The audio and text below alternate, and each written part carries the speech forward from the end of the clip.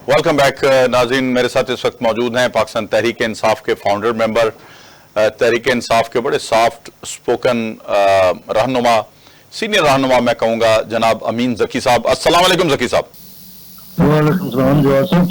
जी अल्हम्दुलिल्लाह। अच्छा ज़की साहब, ये जो आईनी तरामीम आ रही थी, यकीनन बड़ा एक कमेटी भी बनी जिसमें PTI भी है, असम्बली के और कारकुन हैं, मेंबरान हैं जिनके साथ मुशावरत जारी है। बेशक वहाँ पे बहस तमहीज़ चलती है और तासुर ये था कि बिल कल अप्रूव हो जाएगा, लेकिन वो नहीं हुआ। दोनों ऐवानों में इवन टेबल ही नहीं हुआ और मौलाना साहब जो हैं वो सबकी आंख का तारा बने हुए हैं।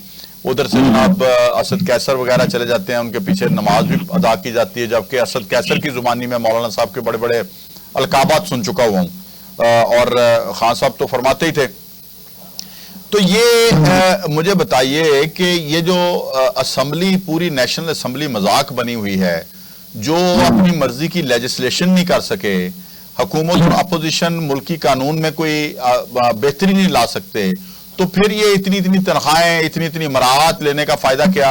टेलीविजन कवरेज इतनी ज्यादा ये लेते हैं कि आप टीवी ऑन करते हैं तो इन्हीं की शक्लें आपको देखना पड़ती हैं सियासतदानों की।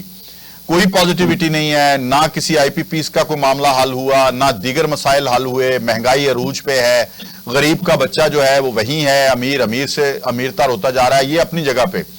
लेकिन फिर भी असेंबली में जो तमाशा लगा हुआ है उसके बारे में तो बताएं कि ये बिल अप्रूव क्यों नहीं हुआ, और अगर नहीं हुआ तो कब होगा? बड़ी मेहरबानी जवाब साहब। बात यह है कि जब बिल में बदनीति हो ना, फिर कोई काम नहीं होता। मैंने पहली दफा सुना है कि जो बिल ये जितनी भी ये तरामीम करवाना चाहते हैं, ये चाहिए इन्हें ये था कि इसके ऊपर डिस्कस करते। सही। तमाम पार्टियों को इसका देते, एक जमीना निकालते उन्हें देते, वर्क निकालते देते कि आप पढ़ें, आप देखें तो डिस्कस करें, फिर असेंबली में जिस तरह आप कहें। ये तो बिल्कुल इस तरह इन्होंने खुफिया रखा हुआ था। मौलाना फजल रहमान साहब को जो सबसे ज्यादा एतराज था वो इसी बात पे था, और अभी भी है कि यार वो हमें तो आपने सब दिखाई नहीं रहे। अमीन ज़की साहब वो चेयरमैन सेनेट की मांग रहे हैं, सीट उसी तरह ही है, ये उसी तरह मांगी जा रही है। देखें वो अपने मुतालबात रखे, उनका हक है, पार्टी है। नहीं, जरा मेरी बात सुन ले। जब चेयरमैन बल्दियाती इलेक्शन होते हैं तो आप देखें कि एक मेंबर से अगर फैसला होना हो, चाहे वो माइनॉरिटी मेंबर हो, तो उसकी अहमियत बढ़ जाती है। फिर वो अगला कहता जी मैनू चेयरमैन बनाओ, तुसी सारे साइड पे हो जाओ। बिल्कुल। तो ये हाल मौलाना साहब ने कर दिया है। अब ये पाकिस्तान में अक्सरियत का ये हाल है। अब आगे करते हैं, सिर्फ मौलाना फजल रहमान का नहीं है, वो अक्सर ये चीजें सोचते हैं कि वो क्या कहते हैं कि अगर किसी को ये पता चल जाए ना कि मेरे बगैर ये काम नहीं हो सकता, अक्सरियत ऐसे नहीं कि जो ब्लैकमेल करते हैं। सही। मैं जो बात कर रहा था ना कि एक तो इन्होंने उस चीज को जो एक इन्होंने बनाई थी अमेंडमेंट, जो चीजें करनी थी वो सबको दिखाना चाहिए था इन्हें। अब ये बातें हो रही हैं, फिर इन्होंने कुछ बताए भी ये वो पॉइंट्स हैं। तो इसलिए मैं जो समझता हूँ तो मौलाना फजल रहमान साहब जो इस वक्त महवर बने हुए अपोजिशन का भी और गवर्नमेंट का भी, गवर्नमेंट को भी वोट चाहिए, उनके पास है 8, 9, 10 वोट। तो ये मेरा ख्याल ये मसला हुआ है, लेकिन ये अब डिले हो गया है। अब जब तक अब इसके ऊपर डिस्कशन भी हो रही है, लोग पढ़ भी रहे हैं कि ये जो तरामीम होनी है ये है। तो मेरा ये है कि हो सकता है कि लगता है कि हुकूमत के पास बड़ी पावर्स होती हैं, हो सकता है कि ये कोई गिव एंड टेक हो जाए, किसी लेन देन के सो आपको पता पाकिस्तान में काम नहीं होता। नहीं, आप देखिए ना, ये जो एज रिटायरमेंट की एज बढ़ाने का मामला है, इसमें तो जाहिर है एक्सटेंशन नहीं देनी पड़ेगी, ऑटोमेटिकली आर्मी चीफ की भी एक्सटेंशन हो जाएगी, ऑटोमेटिकली चीफ जस्टिस की भी हो जाएगी, दीगर नेवल चीफ की भी हो जाएगी। आप ये तो मतलब कोई एक स्पेसिफिक तो एक शख्सियत के लिए नहीं बन रहा कानून। यही मैं कह रहा हूँ कि देखिए जो अब चीफ जस्टिस बनने जा रहे हैं 1-2 महीने 1.5 महीने तक जिसने बनना है, वो अगर 3 साल बढ़ जाते हैं तो चीफ जस्टिस की फिर भी उसी मेरिट में वो रहेगा। हाँ ठीक है ना, उनकी भी नहीं, उनकी भी रहेगी और वो 3 साल बाद चीफ जस्टिस बन जाएंगे। वही बन जाएंगे, वही मैं कह रहा हूँ कि वो बन जाएंगे क्योंकि उनकी एज सर्विस बढ़ गई है। हाँ ठीक है ना, तो इसमें किसी के नुकसान तो नहीं है, किसी का नुकसान तो किसी का भी नहीं, सिवाय पीटीआई सोचती है कि हमने लेकिन मैं ये समझता हूँ कि इनजस्टिस किसी के साथ नहीं है। और आपको मैं ये बात बताऊं कि अगर फर्ज करें ये शिक निकाल भी दी जाती है एज बढ़ाने की, ठीक है, उसके बाद और किसी को किसी पे एतराज नहीं है, वो बिल पास हो जाता है, फिर वजीर आजम की सवाबदीद होगी, 5 नाम आएंगे, वहां से चीफ जस्टिस भेजेंगे, उनमें से एक वो बनाएंगे, अपना मंजूर नजर ज़ाहिर है फिर भी मंसूर अली शाह की टर्म चली गई।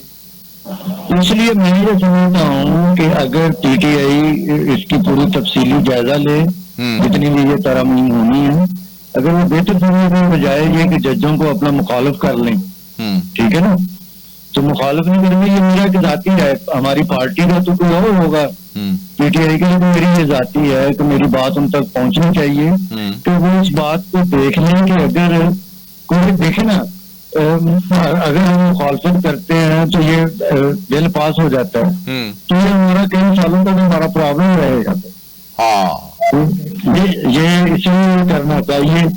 दूसरी बात ये कि आर्मी चीफ की मैंने नहीं सुना कि उस सर्विस में भी ये बढ़ रही है एज।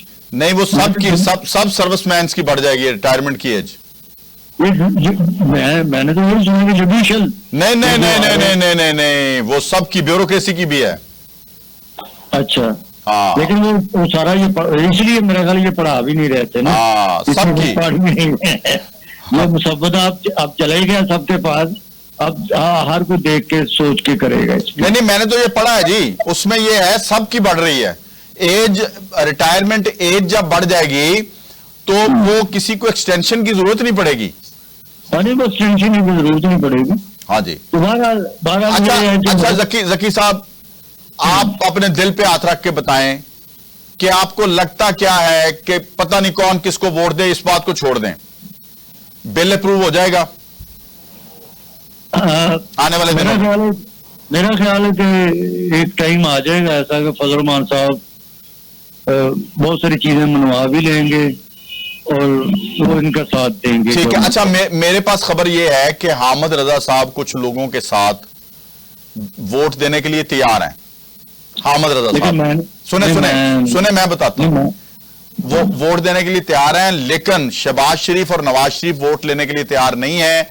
जरदारी साहब भी। उसकी वजह यह है कि अगर इनसे वोट लेके वो तरामीम कर ली जाती हैं तो मौलाना साहब मजीद करीब हो जाएंगे पीटीआई के, और वो स्ट्रीट पावर अपनी पीटीआई के साथ शेयर कर लेंगे, फिर तो हुकूमत बिल्कुल भी नहीं चल सकेगी। ये आपको भी पता है, मुझे भी पता है। तो सुना है हर तरफ मौलाना का खौफ है। अच्छा, वैसे मैं आपको बताऊं, मैं हामिद रजा साहब को जानता हूं, लेकिन हामिद रजा साहब उन्होंने ही बंदे ने वो की कर दे पे कुछ भी आप कह लें, लेकिन उन्होंने बंदे ने नहीं, वो इस तरफ नहीं जाएंगे। मैं 99% मुझे उस बंदे पे ट्रस्ट है। बिल मंजूर करना, उन्होंने कौन सा मिनिस्ट्री लेनी है? नहीं, बिल पास करना जब पार्टी की पॉलिसी नहीं है तो वो अपनी पार्टी में कब है? वो सुन्नी इत्तेहाद काउंसिल के सरबराह हैं। सुन्नी इत्तेहाद को देखें, वो तो एक तो हमारी मजबूरी है, लेकिन है तो पीटीआई के टिकट पे सारे जीते हैं वो। नहीं, वो पीटीआई के टिकट पे जीते हैं या ना जीते हैं, लेकिन सुन्नी इत्तेहाद काउंसिल के सरबराह हैं। वो as a Sunni Ittehad Council support करेंगे बिल को। नहीं, लेकिन वो इमरान खान के कहने के मुताबिक चलते हैं, उसके खिलाफ नहीं चलते। चलें, बहुत शुक्रिया अमीन जकी साहब। और भी कई लोग इमरान दे कहने चलते सन, आज वो इमरान खान नाल नहीं है। इसी नोट के साथ कि पाकिस्तान में क्या होगा और आने वाले दिनों में क्या गरीब आवाम की भी सुनी जाएगी, ये आज का सवाल छोड़े जा रहा हूं और प्रोग्राम का इख्तिताम करता हूं। मुझे इजाजत दीजिए, आइंदा प्रोग्राम में मुलाकात होगी। अल्लाह हाफिज। पाकिस्तान जिंदाबाद।